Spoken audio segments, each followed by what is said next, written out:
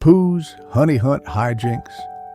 It was a bright and cheerful morning in the 100-acre wood, and Winnie the Pooh was doing what he did best, thinking about honey. "Oh, bother," he said, rubbing his round belly. "My honey pot is empty again.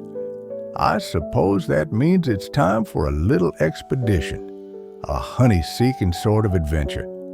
Pooh put on his red shirt, grabbed his favorite honey pot, and set off into the woods.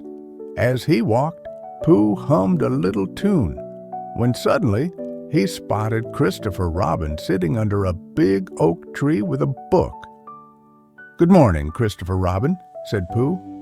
"Would you happen to know where a bear of very little brain might find some honey?" Christopher Robin smiled. "I heard the bees near Rabbit's garden have been extra busy. Maybe you should ask them."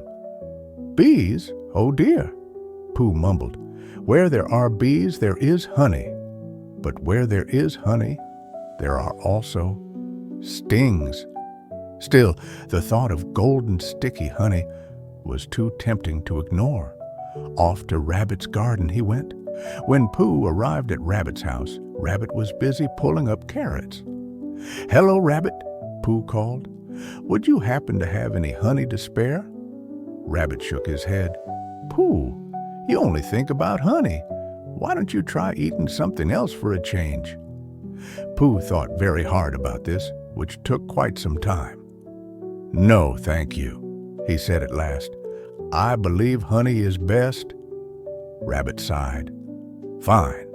The bees have been buzzing around the old apple tree. Maybe you'll find some there." Pooh trotted off to the apple tree, and sure enough, there was a big beehive hanging from a branch. Now, how does one ask a bee for honey? Pooh wondered. Perhaps if I sing them a friendly honey song, they will share. So Pooh cleared his throat and began, "Oh, buzzing bees up in the trees, I'd like some honey if you please." For a moment, the bees were quiet. Then,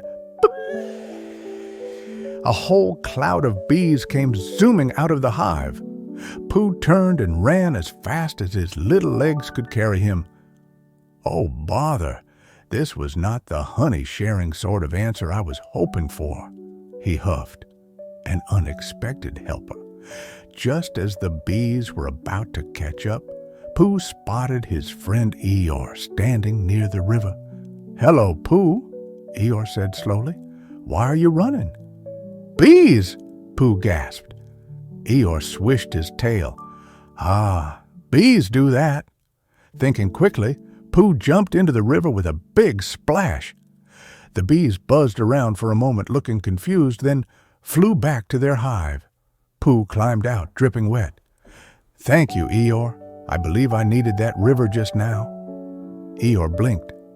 "Glad to be useful."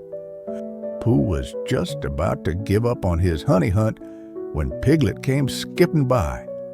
"Oh, Pooh, I was just looking for you," Piglet said excitedly. "I have a surprise for you." Piglet held out a tiny honey pot, just the right size for Pooh's paws.